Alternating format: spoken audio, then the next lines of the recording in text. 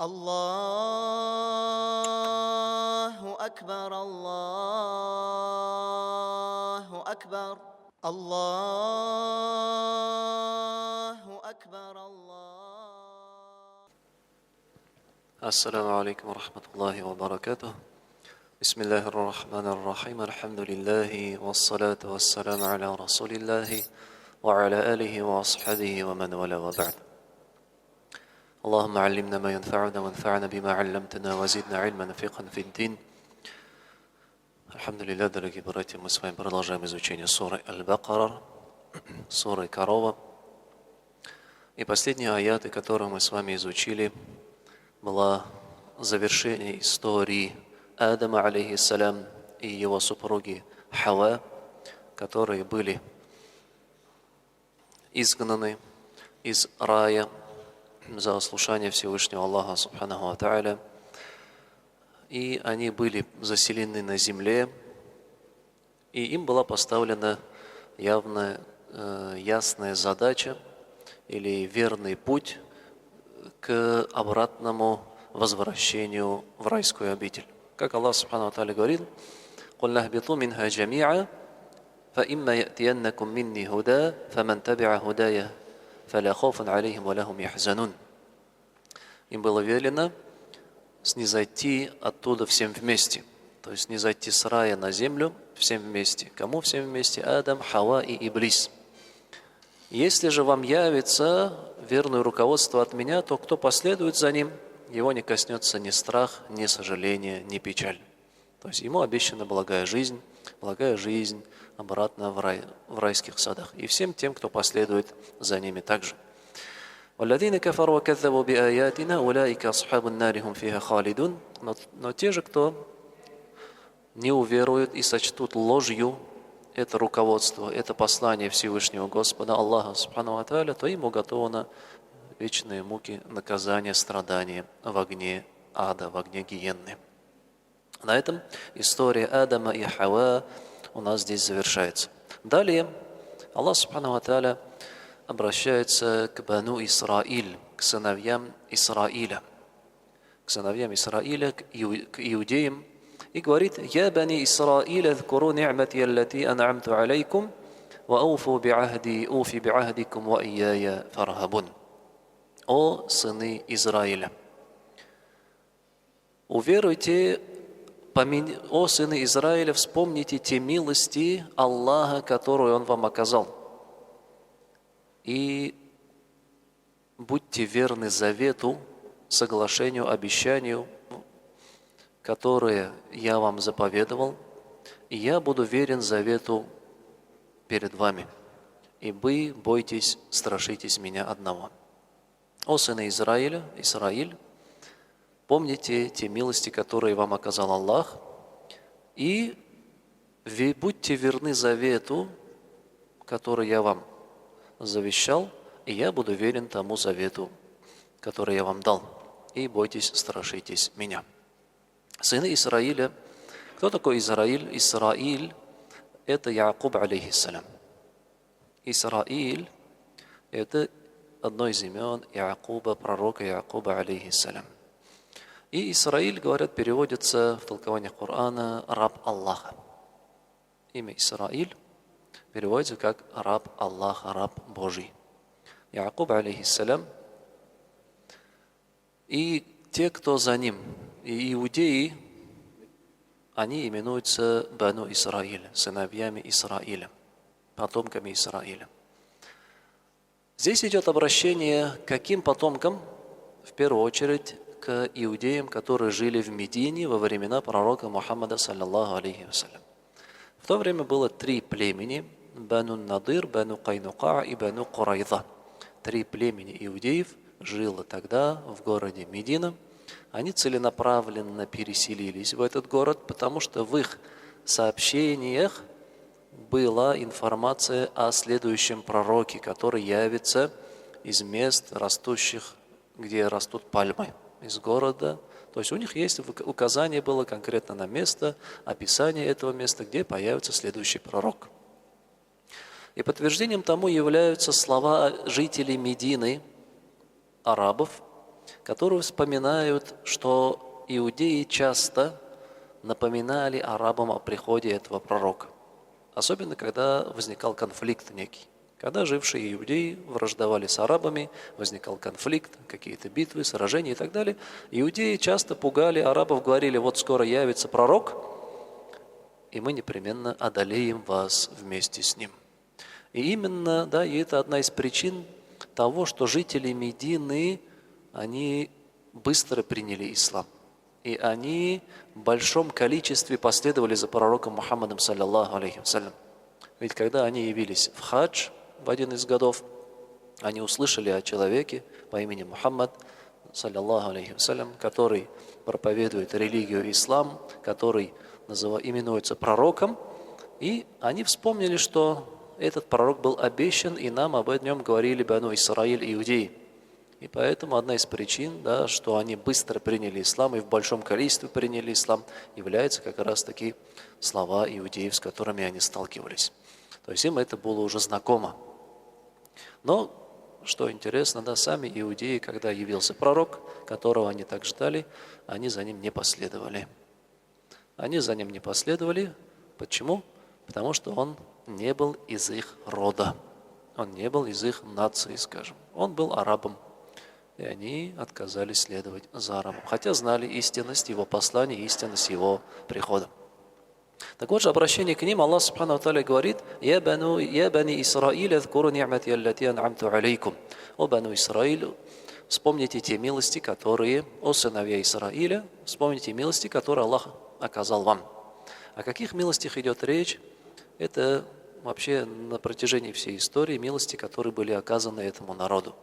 К примеру, это Юсуф, алейхиссалям, сын Якуба, когда он был вывезен из своей обители в Египет, там был в рабстве, но затем он стал кем? Да, он стал, можем сказать, министром сельского хозяйства, он стал управлять богатствами Египта, ему было вверено это поручение, и затем он привел своих родственников, Якуба, да, своих братьев и так далее, и с того времени им была оказана некая почесть, потому что Юсуф, алейхиссалям, обладал властью, величием. Также какие милости, то есть все милости, которые им были оказаны за всю историю. К примеру, очень большое количество пророков выходило из их числа. Также милости, оказанные во время Мусы и Моисея, алейхиссалям, где Аллах Субхану ва Тааля спас их от козни и зла фараона, когда он разделил море напополам, показал им чудо, и они спаслись посредством этого. Где Аллах Субхану ва Тааля даровал им питье, даровал им аль-манна вассальва, да, манну небесную, райскую пищу, это им было даровано. То есть этому народу было оказано очень много милостей, даров Всевышнего Аллаха Субхану ва Тааля. Как, к примеру, также Аллах говорит: «Валякад ахаза Аллаху митhaqa бани Исраиля ва ба'аthна минхум 12 накиба». Нет, в суре Аль-Майда Аллах говорит, приводит слова Моисея: «Я кауми зкуру ни'мат Аллахи алейкум, иза джа'аля фикум анбияа, ва джа'алякум мулукан, ва атакум ма лам ю'ти ахада мин аль-алямин». Моисей напоминает этому народу, он говорит: «О мой народ, вспомните милости Аллаха, которые Он вам оказал. Он сделал из вашего числа пророков». Было много пророков в ваших рядах. «Сделал вас царями, правителями, обладающими властью, и также Он даровал вам то, что не было даровано никому во время вашей жизни». То есть, когда иудеи проживали, им дарованы были такие блага, которыми другие в это время не обладали. И Аллах Субхану ва Тааля напоминает: вспомните эти милости. Помните эти милости, которые вам были оказаны. Что подразумевается? Вспомните эти милости и последуйте за посланием вашего Господа. И упоминание Исраиля, их пророка Якуба, алейхиссалям, в этом есть также мудрость. Это напоминание о том, что ваш предок, за кем вы следуете, он был великим пророком Всевышнего Аллаха Субхану ва Тааля, он был праведником, он был честным, он был рабом Всевышнего, он выполнял повеления, оставлял запреты, и он следовал пути Аллаха. Так вы тоже последуйте за его примером. Вы тоже последуйте за его примером. Это один из методов побуждения человека к благому. Как часто, например, говорят: слушай, твой отец же был очень щедрый, очень хороший человек. Зачем им говорится этому человеку эти слова? Для того, чтобы его самого тоже побудить к этому же действию. Или говорится: твой отец очень старательный был, он сильно помогал нам и так далее. Для чего это говорится? Для того, чтобы человека побудить к этому действию также. И здесь тоже этот метод применяется, говорят толкователи Корана. Аллах напоминает им, иудеям, о их пророке Якубе, алейхиссалям, о их праотце. Какой он был благородный, какой он был праведный, так вы тоже будьте похожими на него и вспомните милости, оказанные вам, и пусть это побудит вас уверовать в Аллаха и последовать за его пророком. И далее говорит, и будьте верны завету со мной. Завет, соглашение, обещание, которое было соглашено. О каком завете идет речь? Завет, одни сказали, что это общий завет на повиновение и покорность Всевышнему Аллаху. Этот завет, он возложен на каждого из людей. Аллах Субхану ва Тааля нас создал, и на нас возложено поклонение Ему и исследование Его повелениям. Также приводятся частные, особенно касающиеся лишь иудеев, это их сообщения в их писаниях о приходе последнего пророка. То есть вам был обещан пророк, так последуйте же за этим заветом, за этим писанием, которыми вы обладаете, и уверуйте в него. Если вы поступите таким образом, если вы будете верны завету, верны этому договору и будете выполнять свои обязательства перед Аллахом, Аллах говорит, «Ауфу би ахди», я, в свою очередь, «Ауфу би ахдикум», буду верен завету с вами. Я выполню свое обещание со своей стороны. Какое обещание? Рай. Рай и вечное блаженство. Это же, смысл этого упоминается в суре Аль-Маида. Аллах говорит, «Валяқад ахада Аллаху митаqa бана Исраиля». И вот Аллах взял завет с сыновей Исраиля. «Ваба'атна минхум итнай ашара нақиба». И Он выбрал среди них 12 вождей. «Вакаля Аллаху», и сказал Аллах, «Инни ма'акум, я с вами, ла ин акамтум ас-салата ва атайтум аз-заката ва амантум бирусули ва аззартумухум ва акрадтум Аллаха кардан хасана». Если вы будете выстаивать молитву, вы будете выплачивать закат, уверуете в моих посланников, вы будете их поддерживать и дадите Аллаху лучший заем, ля укаффиранна анкум сайяатикум ва ля удахиланнакум джаннатин таджри мин тахтиха аль-анхар.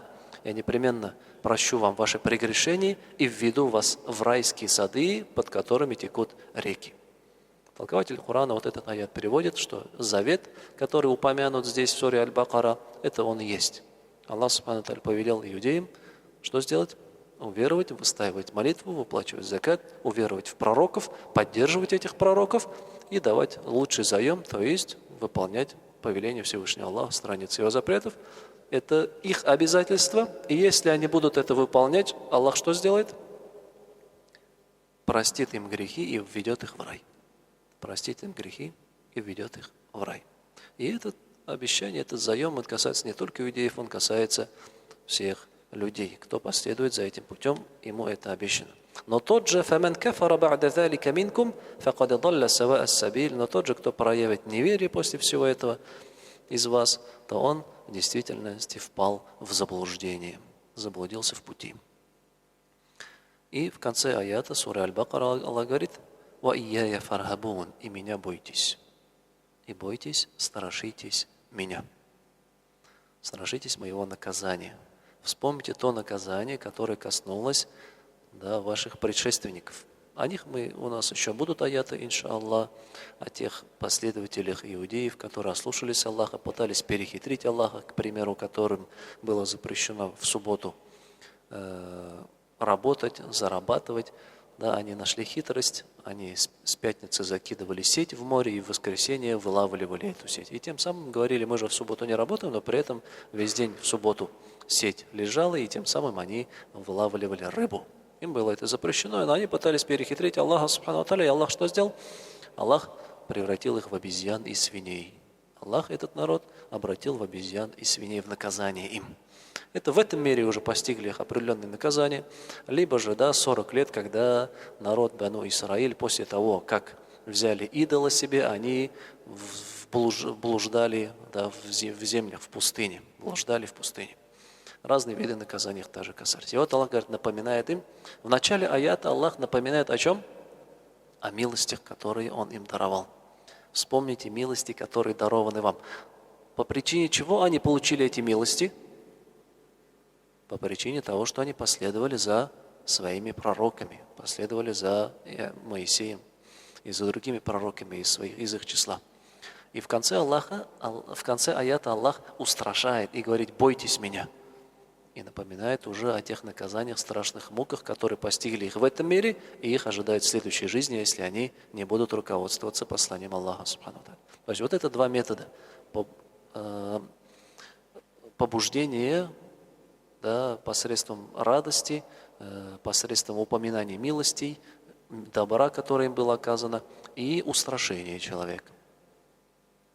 Радость и устрашение. Это два метода, которые применяются часто в Коране, и это два метода, которые применяются в призыве людей, потому что радость побуждает человека к совершению благого, а страх останавливает человека от совершения греха. Это был, да, первый аят касаемо Бану Исраиль. И далее Аллах говорит, опять продолжает обращение к Бану Исраиль: وَآمِنُوا بِمَا أَنزَلْتُ مُصَدِّقًا لِمَا مَعَكُمْ وَلَا تَكُونُوا أَوَّلَ كَافِرٍ بِهِ وَلَا تَشْتَرُوا بِآيَاتِي ثَمَنًا قَلِيلًا وَإِيَّايَ فَاتَّقُونِ. И уверуйте в то, что я ниспослал, в подтверждение того, что есть у вас. И не будьте первыми неверующими в это. И не покупайте, да, и не продавайте мои знамения за ничтожную цену. И меня одного бойтесь. И уверуйте в то, что я ниспослал, в подтверждение того, что есть у вас. Как понять подтверждение того, что есть у вас? Это суть божественных писаний, они подтверждают истинность друг друга. Была ниспослана Тора Моисею, после этого пришел Иса. И он что сделал? Он подтвердил то, что Муса получил истину от Аллаха. И то, что это Писание, Таврат, это было Божьим посланием Всевышнего Аллаха. То есть каждое Писание божественное, приходя, оно не отвергает предыдущее. Оно не говорит, что это Писание было неправильным, да, и это Писание было выдуманным, и такого пророка не было. Нет, они связаны с друг другом. Каждое божественное Писание приходит, подтверждает истинность предыдущего. И также Коран пришел, он подтвердил истинность предыдущих Писаний. «Мусаддикан лима бейна яда мин ат-Таврати валь-Инджиль». «Мусаддикан лима бейна ядейхи». И эта книга, она подтверждает то, что перед ней из Таврата, из Торы и Инджиля, из Евангелий. Инджиль. Да, значит, мы признаем, что Иса, алейхиссалям, был пророком Всевышнего Аллаха, ему было даровано Писание, сообщение от Аллаха. До этого был Моисей Муса, и ему было даровано Писание Таврат. Каждый верующий мусульманин должен это признавать. Таким образом, одно Писание подтверждает другое Писание. Именно в первозданном виде, которое было, конечно же, во времена пророков, тех живших. И вот говорит Аллах: и уверуйте в то, что я ниспослал, в подтверждение того, что есть у вас. Это Писание, оно подобно вашему. Оно призывает к тому, к которому призывало ваше Писание. Так уверуйте же, последуйте же за ним. «Валя такуну ауаля кафиримби». И не будьте первыми неверующими в это Писание. О каких первых неверующих идет речь? Да, мы знаем, что первые неверующие были еще до них. Где? В Мекке. Арабы. Так ведь? Мушрики, многобожники из числа арабов, идолопоклонники, они были первыми неверующими. Ведь им были посланы первые аяты. Но тут имеется в виду первыми неверующими из числа обладателей Писания. То есть это вот эти народы, вот эти племени иудеев, Бану Исраиль, сыновей Израиля, которые жили в Медине, это были первые обладатели Писания, к которым было обращено, до которых дошло послание Аллаха, священный Коран, и которые получили весть о пророке Мухаммаде, саллаллаху алейхи ва саллям. И не будьте первыми неверующими. И тут тоже интересную мудрость выводят толкователи Корана. Они говорят, слово «не будь первым неверующим» – это более тяжкое, более серьезное, нежели просто сказать «и не будьте неверующими». Можно сказать «валя такуну кафирина бих» – не будьте неверующими в это Писание. Но Аллах говорит, не будьте ауаля кафирин бих, не будьте первыми неверующими. Да, какова же мудрость? Ученые толкователи говорят, что кто первый совершает что-то греховное, то последующие за ним то он будет получать грех из-за тех, кто последует за его примером. То есть вы первые народы, первые иудеи, обладатели Писания, к которым пришло последнее послание Аллаха Субхану ва Тааля. И если вы проявите неверие, и если вы отвергнете его, то другие обладатели Писания будут последовать за вашим примером. И вы будете ответственны за то, что они также отвергнут истину, пришедшую к ним от Аллаха. И за это вам будет тоже грехи. Потому что мы знаем, какое правило у нас есть. Если один человек стал причиной совершения греха другим человеком, то когда тот человек совершает грех, первому человеку тоже за это полагается грех. Да, и в одном из хадисов пророка Мухаммада, саллаллаху алейхи вассалям, упоминается Кабиль. Кабиль, сын Адама, который убил своего брата Хабиля. И что в этом хадисе говорится? То, что Кабиль был первым человеком, который убил другого человека. Тем самым он является тем, кто научил убийству, получается. И, следовательно, каждое неправомерное убийство после него, после Кабиля, за каждое это убийство грех будет на убийце, и еще на самом Кабиле тоже будет за это грех. Потому что он стал причиной. Представляете, сколько это греха записывается человеку? Он стал причиной, он стал тем, кто обучил этому греху. И сколько греха ему будет записываться. Поэтому это очень важно, то, чему мы обучаем окружающих, в первую очередь наших потомства, наших детей, наших родственников, наших внуков. Если мы обучим их дурному, когда они будут совершать это дурное, тебе будет за это записываться грех. Но в то же время, в противовес этому, мы знаем, если научим кого-то благому, станем причиной того, что он совершает что-то хорошее. Каждый раз, когда он это будет делать, нам будет за это записываться что? Награда. Нам за это будет записываться награда. Ты обучил кого-то намаз читать? Каждый раз, когда он намаз читает, всю жизнь по 5 намазов в день. Ему награда, и тебе самому награда записывается. Научил элементарным каким-то благодеяниям, научил своего сына, ребенка говорить бисмиллях перед едой и альхамдулиллях после еды. Он всю жизнь это будет говорить, тебе будет за это награда записываться. Поэтому нельзя пренебрегать этими возможностями, конечно же. И вот Аллах Та'аля говорит, и не будьте первыми, кто проявил неверие, وَلَا تَشْتَرُوا بِآيَاتِ ثَمَنًا قَلِيلًا وَإِيَّايَ فَاتَّقُونَ. И не продавайте мои знамения за ничтожную цену. Не продавайте мои знамения, то есть религию, которая к вам пришла, аяты, это постановление Всевышнего, это религия, это его законы, которые требуют от вас следования этим законам, выполнения обязательств, оставления запретного. Так вот же, не продавайте это за ничтожную цену. О чем идет речь? О какой ничтожной цене? О благах мирского мира. О благах этой мирской жизни. То есть человек, у него выбор. Либо он будет руководствоваться требованием Аллаха, субханаху ва тааля, и иногда из-за этого он будет лишаться каких-то мирских благ, удовольствия мирского, каких-то своих потребностей. Либо же он что сделает? Он религию свою продаст за это мирское. Он оставит религию, но зато будет довольствоваться и наслаждаться тем, что есть в этом мире. Но все, что в этом мире есть, какие бы богатства человек не достиг, чем это является? Аллах говорит, «Тhamанан қалиля» – это ничтожная цена. Даже если у человека будет все богатство этого мира, это ничтожно по сравнению с тем, что человек ждет после смерти. И пусть этот человек знает. И смысл этих аятов, он часто, у нас, смысл этот в Коране часто упоминается. Аллах говорит, «Баль ту'фирун аль-хаят ад-дунья, валь-ахирату хайру ва абака». Но вы же предпочитаете мирскую жизнь, хаят ад-дунья, эту близкую жизнь. Дунья переводится близкая. Вы предпочитаете близкую жизнь, но ахира, следующая жизнь, она лучше и вечна.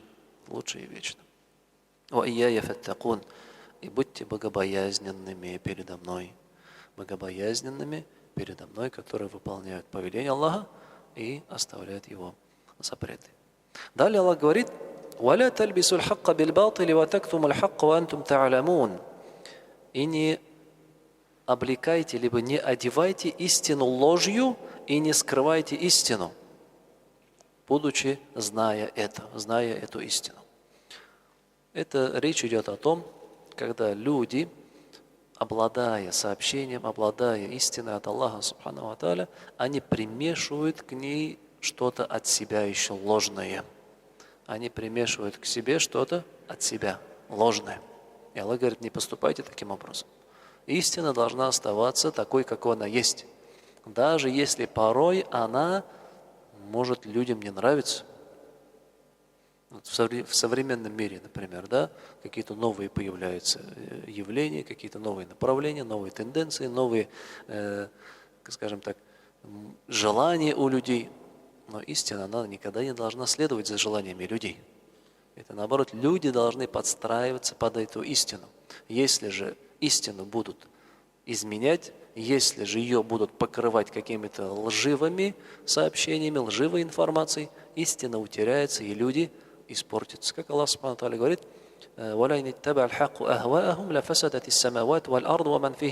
если бы истина следовала за их страстями, то есть если бы религия, она что делала? Подстраивалась под желание людей, то непременно испортились бы небеса и земля, и то, что между ними. Испортятся небеса и земля, и то, что между ними. Потому что страсть человека, его влечение, его стремление, его желания, они разные бывают. И мы это видим, и на протяжении истории это повторялось. Когда законы начинают потакать желаниям людей, это приводит к деградации и порче людей. И мы сегодня видим это, скажем так, в именуемых как развитыми странами, скажем так. Мы это видим. И далее, да, Аллах говорит, и не скрывайте истину, зная ее. Не скрывайте истину, зная ее. То есть люди, обладающие знанием, знающие истину, им необходимо до людей других доводить. Если пришли, спросили, то необходимо истину эту до людей довести. Далее Аллах говорит, وَأَقِيمُوا الصَّلَاةَ وَآتُوا الزَّكَاةَ وَارْكَعُوا مَعَ الرَّاكِعِينَ. И выстаивайте молитву, выплачивайте закат и совершайте руку', поясной поклон вместе с теми, кто его совершает. Выстаивайте молитву, ас-саля, выплачивайте закат. До этого в аяте Аллах Субхану Тааля что говорит? وَآمِنُوا بِمَا أَنزَلْتُ. Уверуйте в то, что я вам не спаслал. Вера, она откуда не сходит? Из сердца. Уверуйте. Потом здесь говорится وَأَقِيمُوا الصَّلَاةَ, выстаивайте молитву, и وَآتُوا الزَّكَاةَ, выплачивайте закат. Таким образом, в этих аятах собраны все три вида поклонения. Первое – поклонение в сердце, уверуйте. Поклонение телом, акимус саля, выстаивайте молитву. И ату зака, выплачивайте закат, это поклонение имуществом, теми благами, которыми Аллах Субхану ва Тааля тебя одарил. И вот эти три формы поклонения, каждый должен им следовать. Выстаивайте молитву. Да, не читайте молитву. У нас привычно, обычно по-татарски тоже говорит намазу ку. Да, или мы по-русски тоже говорим читать намаз. Хотя в основе у нас в Коране приводится выстаивать молитву, выполнять молитву. Потому что намаз, суть намаза не просто чтение, да, сур, чтение, молитв, а суть намаза выполнение его со всеми условиями, со всеми столпами и со смиренностью в сердце. Со смиренностью в сердце. Ваату зака, и выплачивайте закат. Закат, мы знаем, что это обязательная милостыня, которая должна выплачиваться богатыми людьми, обладающими определенным достатком, в пользу бедных или в пользу категории людей, которым закат должен передаваться. И вообще, вот это качество, если мы будем читать Коран, хадисы пророка, саллаллаху алейхи вассалям, то очень часто Аллах Субхану ва Тааля совмещает выполнение каких-то форм поклонения, как намаз, с чем? Садака, с милостыней. И очень много где приводится, что качество верующих, они что делают? Они намаз выстаивают и выплачивают садака. Но даже в самом начале суры Бакара, что мы говорили? الذين يقيمون الصلاة ومما رزقناهم ينفقون. Самое начало суры Аль-Бакара, В самом начале Корана Аллах говорит, богобоязненные это те, которые выстаивают молитву и выплачивают милостыню из того, чем мы их наделили. То есть садака, милостыня, помощь другому человеку – это неотъемлемая часть нашей религии. Ее невозможно убрать. И чем богобоязненнее становится человек, тем он больше начинает расходовать. А не наоборот, да? А не наоборот. Чем человек ближе к Аллаху, чем богобоязненнее, тем он больше расходует. И пример этому кто? Абу Бакр и Умар. Пример этому Абу Бакр и Умар. Когда необходимо было снарядить войско, когда необходимо было помочь, выплатить милостыню, Абу Бакр принес все, что у него есть. Умар, ради Аллаху анху, принес половину. И тут превосходство Абу Бакра над Умаром, ради Аллаху анху, оно таким образом выделилось. И поэтому пророк, саллаллаху алейхи вассалям, сказал, что даже в одном хадисе приводится, если иман Абу Бакра положить на одну чашу весов, а всех остальных на другую чашу, то вера Абу Бакра, она перевесит. Настолько был богобоязненным, праведным человеком Абу Бакр, ради Аллаху анху. Так вот же, чем ближе человек к Аллаху, чем он богобоязненнее становится, тем он больше начинает расходовать. Почему так происходит? Потому что садака, милостыню, которую человек дает, это признак того, что в сердце его нету любви к этому мирскому, а у него любовь к Аллаху.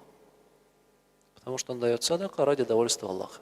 Ему то, чем он обладает, оно у него не в сердце. И он готов с этим расстаться, лишь бы получить довольство Аллаха. И далее говорит Аллах, «Варка'у ма'ар-раки'ин», и вы совершайте руку, поясной поклон, вместе с теми, кто совершает этот поясной поклон. Вот эти слова Аллаха Субхану ва Тааля многие ученые приводят как довод на то, что мужчине необходимо совершать намаз с джамаатом, вместе с другими. «Варка'у ма'ар-раки'ин». Совершайте руку с теми, кто его совершает. То есть будьте с другими верующими и не отделяйтесь от друг друга. На этом, думаю, иншаллах, завершим. Субханак Аллахума бихамдика, ашхаду ан ла иляха илля анта, астагфирука ва атубу илейк. Аллаху акбар, Аллаху